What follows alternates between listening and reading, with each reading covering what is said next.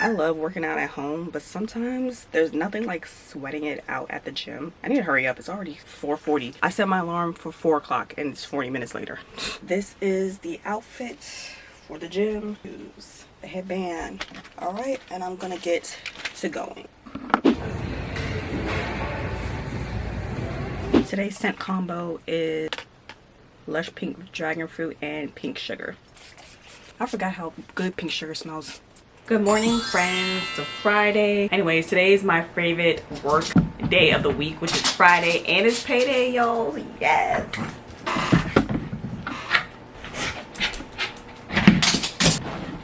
Give me the ball. Okay, Nino's playing catch by himself, apparently. Thursday and Friday is when I start thinking about my weekend and I go through my weekend checklist. I actually had ChatGPT make me a weekend checklist routine. That is because I find myself every weekend crunching up everything all in those 2 days, and then I never really get to rest on the weekends, and then by the time Monday comes around, I'm dreading Monday because it feels like I barely had time to do anything. And you know, like weekends, that's when like all the events happen, birthday party, going out with your friends, grocery shopping. So I try to do as much as possible Thursday and Friday-ish, really throughout the week, so that I'm not piling up everything on the weekend and stressing myself out. So today I've already thought about the meal that I wanted to make this weekend. I'm having company over. We're going to a birthday party. Me and my husband, for my birthday, he looked it up and he wants to see about going to Niagara Falls next week, which is on the Canada side. He had actually mentioned this a while ago for our anniversary to go, like years ago, but we never was able to make it. So now he's like, oh, I found a hotel in the area. We can go there instead of New Jersey for your birthday and our anniversary if you want. I was like, okay, sure. So yeah, that should be fun, and I'm going to vlog it, of course. I was gonna vlog it either way wherever we were going. He was like, yeah, there's a Winners up there. We can go to Toronto, take a train to go to Toronto. It's like, ooh, I never been to Toronto before. I have been to Canada a few times as a child. There is a significant Haitian population in the Montreal region of Canada. It's primarily French speaking. I remember going up there with my church, like on a Greyhound bus for like a church event, and then with my mom and my uncle and my aunt like a couple times during my childhood, but I haven't been in so long. So that should be fun. And this time we're going to like the English speaking area, so that's gonna be different. Let's go over my weekend checklist routine. So for self-care, I always try to include self-care. Saturdays is when I like to do my facials. So I like to put on like a face mask. I like to whiten my teeth. I need to nair and shave my armpits, my legs, and all that good stuff. I don't have to do my hair. My hair's already done, so that saves a lot of time for me. Oh, and I need to do my toes. I don't want to do my nails until next week, closer to when we leave, so they can last longer, but I'll do my toes because they'll last for like a month anyways, or like a few weeks. As far as like adult routines is concerned, of course, meal prep. I meal prep every week for the most part. Clean up. The room is not a disaster, but it needs to be spruced up. Nino keeps eating my daughter's toys and she's very upset about it. I keep telling her not to leave her stuff on the floor, but she doesn't listen. So we need to clean up, probably clean up in her room. I've already done laundry, so I don't have to do laundry just yet. And I need to do my budgeting routine. Every 2 weeks when I get paid, I like to do a budgeting routine. So I like to, you know, do the math on stuff, pay off whatever credit card I have. Most of my bills are on auto pay, so I don't have to really do much with that. You know, just do my allocations, and then I need to go to the ATM. I've been using more cash lately in order to limit my spending, but sometimes you have to use your card. Say if you're like at a self-checkout, is only the self-checkout is available. There's no cashiers, but then they don't take cash. So in those instances, like, you have to use your card. Yeah, some places are not really cash friendly, which is kind of crazy, but I need to see how much cash I can withdraw. I need to look over my finances. The weeks that I don't get paid, I still like to look over my finances, make sure I didn't like overspend, or to see how much money I have left, just to keep myself in check. And I need to marinate my meat. I'm thinking about making some Alfredo pasta for when my sister and my cousin comes over for them, and I probably need to make extra for myself too, because I kind of want to have that for meal prep. Just get that together, y'all. Nino is looking at me like I'm crazy, bro. He's like, what is going on with you? He looks concerned. I have been sneezing and sneezing. I don't know if it has to do with the air, but like huh? Are you concerned? You're like, why are you making all the noises? I have been sneezing and hacking. My nose is so red because it's like so itchy. That's why I took an allergy pill.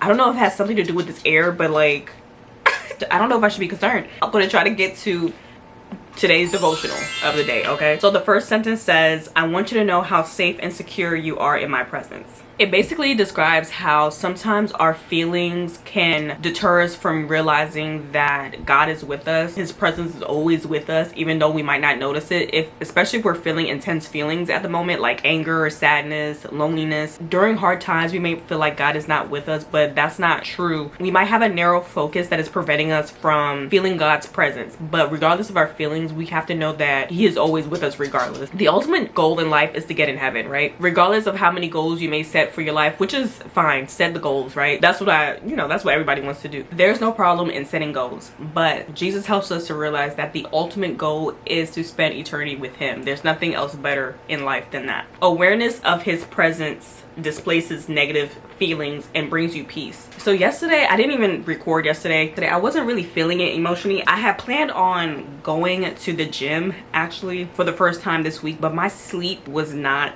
great. I had a weird dream. On top of that, my sleep kept getting disrupted, so my whole routine was off.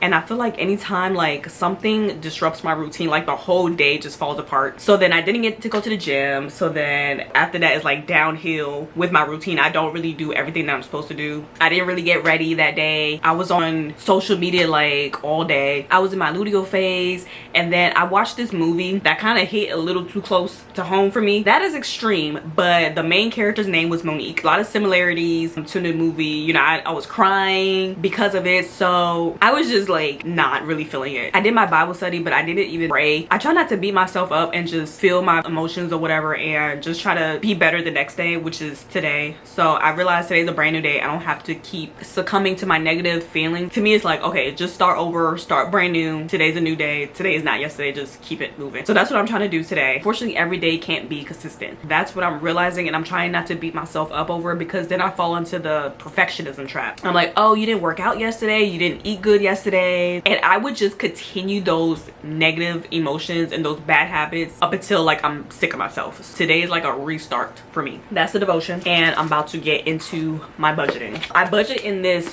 journal. Well, not really. I don't really like this journal anymore, to be honest, but most of the time I'm just using like a blank piece of paper and I just stuff it inside this notebook. What I like to do, I like to write down how much money total I have in my account. When I get paid, I like to subtract, you know, all my bills and stuff, and I see what I have left over. I will calculate, okay, I'm gonna take this much out in cash, I'm gonna save this much, I'm gonna leave this much in my account just in case I have to use my card. That's just how I budget.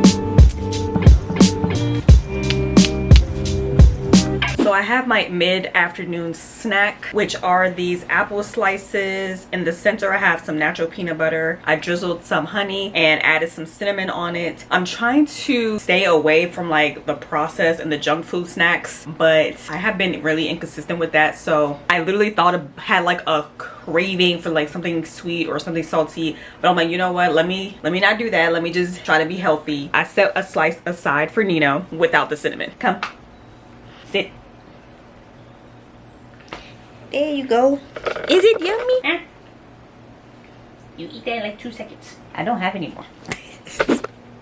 I am in Jeremiah 33. Two of the inserts right here in this Bible for this chapter, I really like both of them. One key point in the first one, when we say something is too hard, is usually an excuse for something that we find to be difficult. Instead of going through it, we want to give up easily. So it's just saying that anything God leads you to, you can do it. He never leads you to do something unless He gives you the power and the ability to do it. If you ever wanted to give up on anything that God calls you to do, don't let your lack of faith deter you from the end point. Because if He told you that you will be able to do something, just lean on Him for strength instead of your own strength and determination to do it. Sometimes sometimes that's not enough, and we literally need God's strength to power through. So that was the first one. The second one was that believe anyone can change, which is funny because I was kind of feeling like this yesterday. I felt like I did not have the ability to change and I felt stuck. Here it says that thankfully God always believes we can change, so he continues to work on us.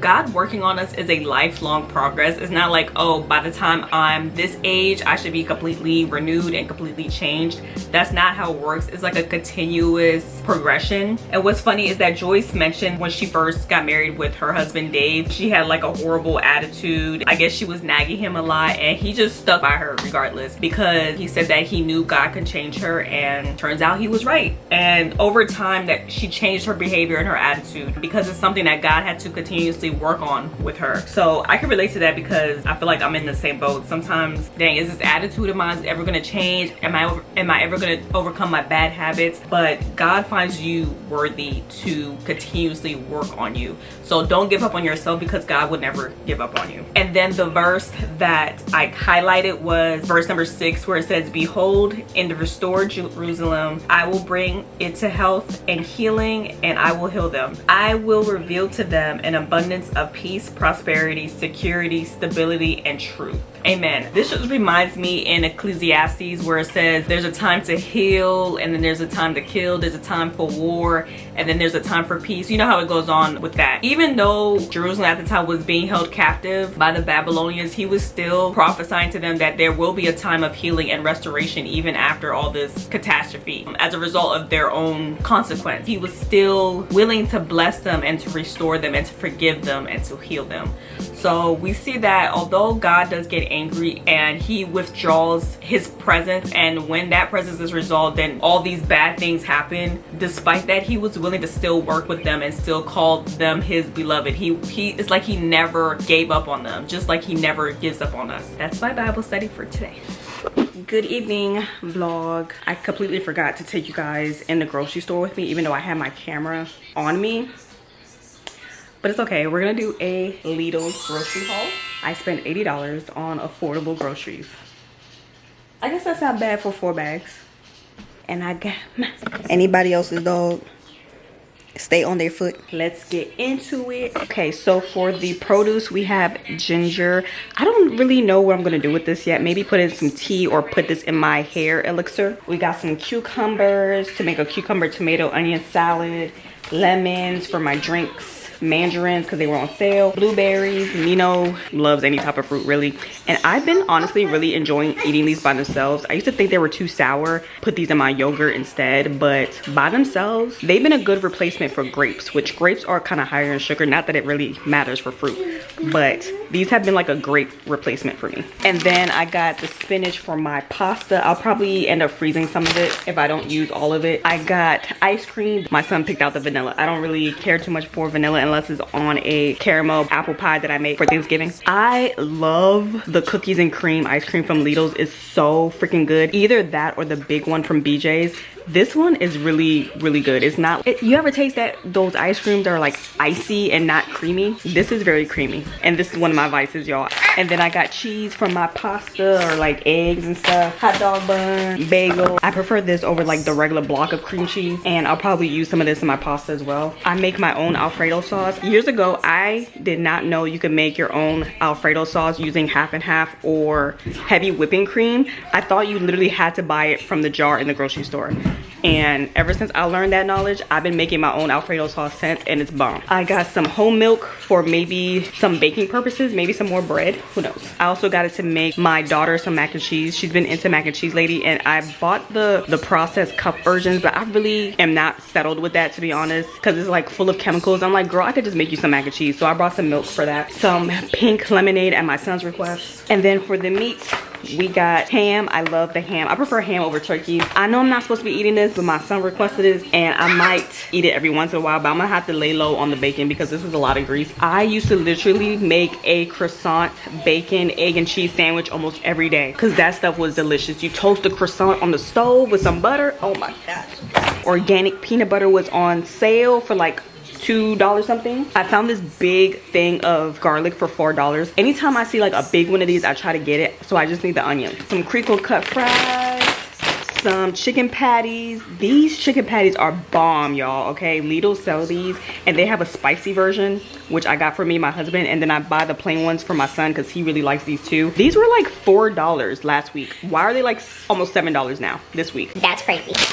And then for snacks, of course, my children always want the donuts. Remember when donuts used to be 50 cents? Yeah, they're like $1 now. These caramel coconut fudge cookies, these are like the Girl Scout Samoa cookies. These are so good, y'all. Oh my gosh. So if you ever see these, and if you like the shredded coconut type of cookie situation, try this from Lidl's.